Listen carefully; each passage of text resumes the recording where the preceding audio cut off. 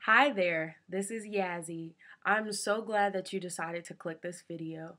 If you have been having thoughts of committing suicide, if you are seriously contemplating committing suicide, or even if you have attempted to do so once or more times before, please take a deep breath, sit down, watch this video, and I'm going to do the very best I can to walk you through this.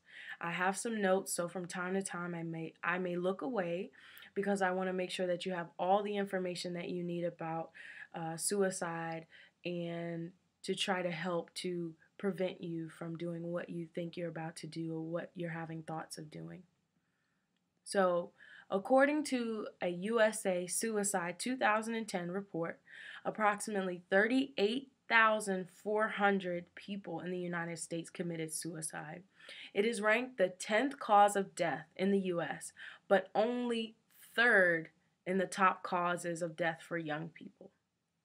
I understand that there are several reasons that you or people in general have and or are contemplating suicide or have even already attempted to. And that can be things as, let's say, number one, that you're feeling lonely, that you're feeling sad or depressed, feeling that no one understands you, that you can't talk to anybody, that you don't have any friends. Two, maybe you have had a traumatic experience that has scared you really badly. That could be torture, that could be abuse, it could be sexual abuse, it could be mental abuse, someone is verbally abusing you, or it could be the mental, physical, emotional abuse. It could also be embarrassment. Maybe something happened at school or happened at your workplace or happened as you were walking out of your home, and it's very hard for you to cope with. Three, maybe something has happened to you, like I said, in a public place that has embarrassed you or scared you, and it keeps replaying in your head and you can't get it out of your head.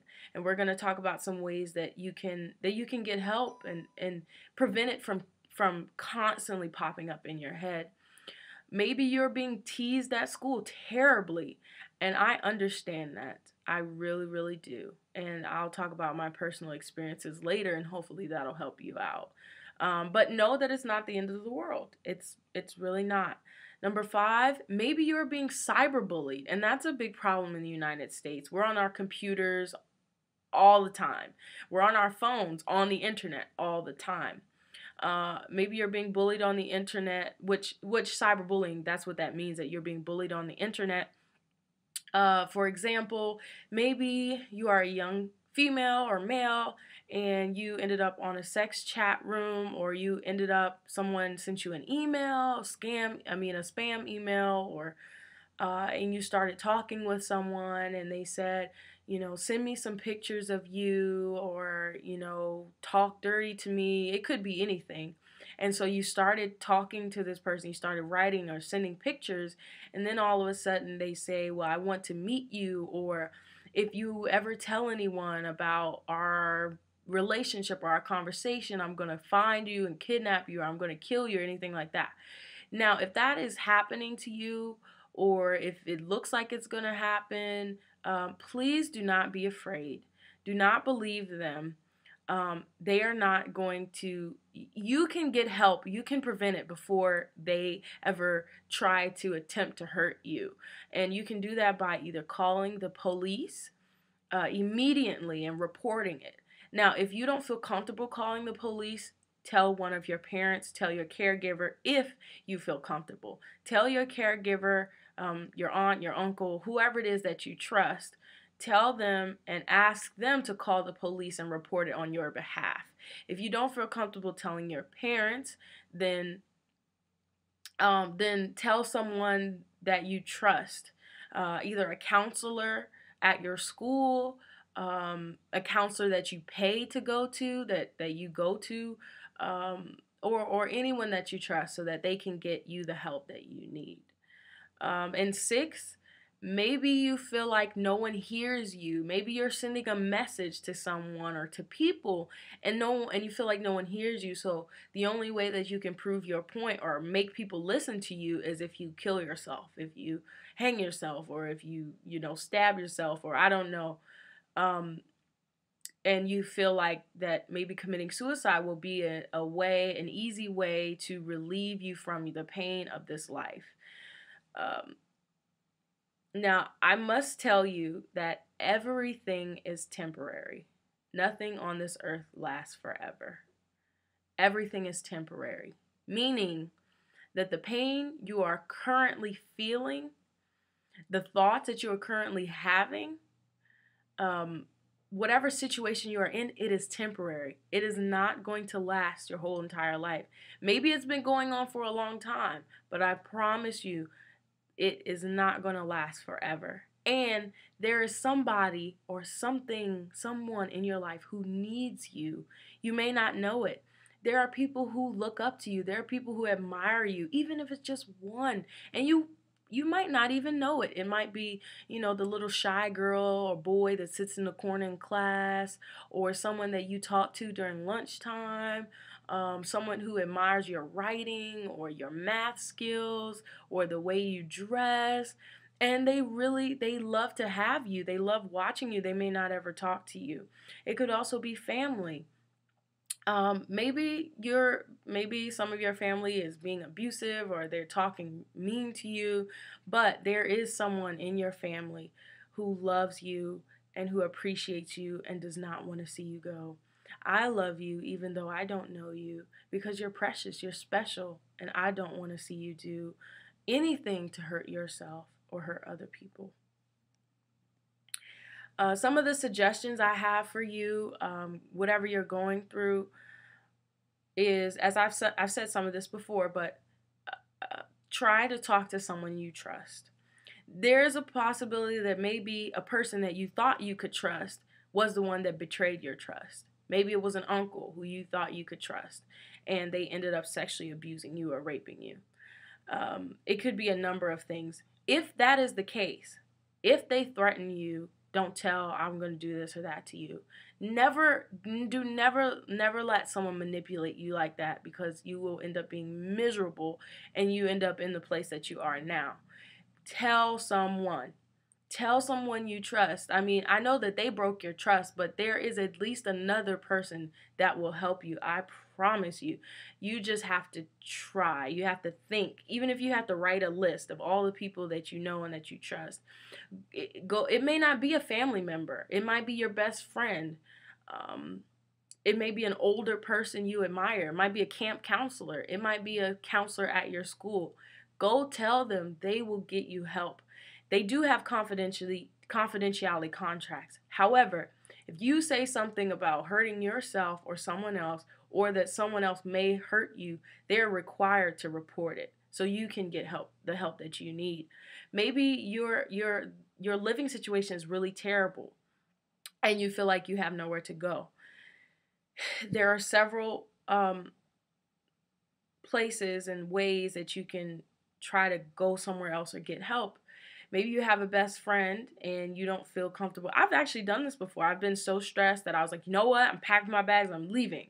Now, don't run away to a place where no one will know where you are, because that's dangerous. You can end up in a worse situation than you are now. Someone can kidnap you. You don't want that.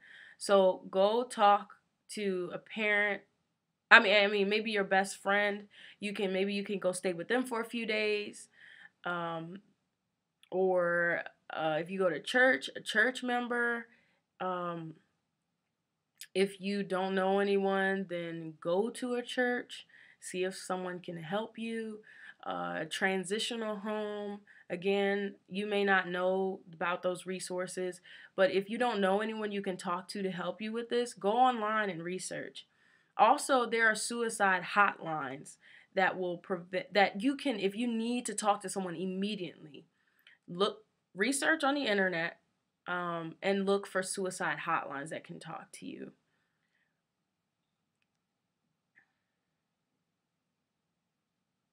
Now, this is another thing. If you are kidnapped or abandoned in a secluded area and you don't have anyone to talk to, um, write. Write in a journal. You may not have pencil or paper. Hopefully, you can find a way to get that or to improvise, but write your thoughts out on paper. And when you do that, that will help you to cope with the things that you're dealing with currently. Look for an opportunity to escape. I know that sounds impossible. I know that sounds scary. And you feel like, who can I stay with? There's nowhere to go. There's always somewhere to go. Um, and now, I read the book from J.C. Dugard. This was a young woman. She was kidnapped when she was like age 8. And she was abducted and she was kept in a basement for over 18 years. Over 18 years. 18 years is a long time.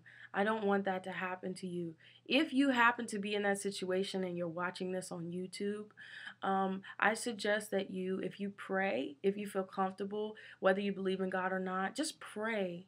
Pray and ask for strength. Pray and ask for deliverance. And don't give your abuser the benefit of the doubt. They are manipulating you. They are taking advantage of you. They have taken you from your family. So pray about it. Ask for the strength. Ask for an escape. Ask for someone to come and help you. And I promise you, it will happen. It will happen. If I've left anything out, if you have any questions, please write in the comment box if possible. I'm on Twitter. Find me on Twitter at Yazzie Speaks, Yazzzie Speaks, and message me, and I will get in contact with you if you want to talk to me. So some of those coping methods are right. Do whatever makes you happy. If you like to draw, if you like to color, if you like to listen to music, if you like to jog, and make sure you are jogging in a public area where people can see you, so you don't just get snatched up. Don't go running in the woods by yourself in the middle of the night. That's not smart, and I don't want anything to happen to you. If you like to jog, if you like to sing, do whatever makes you happy, and that'll take you out of that place of feeling miserable or feeling alone. Now, I want you to know as well, you are not alone. You are not alone. There is somebody, I promise you, at least one person. There is someone who is waiting for you to talk to them, waiting to become your friend, but they're just as shy as you are. So you have to step forward, and maybe it's somebody in your school that you've never ever talked to, that you just need to talk to. Now, maybe also I left out, maybe you've been in a relationship, like a romantic relationship, boyfriend, girlfriend, boyfriend, boyfriend, girlfriend, girlfriend, however, and they broke your heart really badly. If that's the case, it's okay. Life goes on. There's someone else out there for you. You're not alone. You're never alone. I love you. God loves you. You are beautifully and wonderfully made. And whatever it is you're going through, you can get through it. I used to be teased in elementary school, like, terribly. I used to be, like, I've always been thick, but I used to be, chubby. My face would be oily.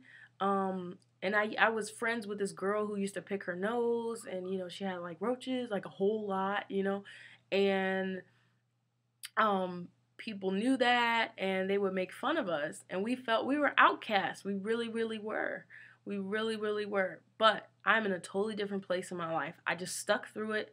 I prayed. I talked to people I trusted. I talked. There were times I was so angry and so sad. I would go and talk to my school counselor. I really, really would, and it has helped me. It has really helped me. I've come so far. There were times when I used to feel so depressed, I would actually cut myself, slip my wrist. And it was a cry for help. It really, really was. But I made it through that. I made it through that. And so you can too. All right. Peace.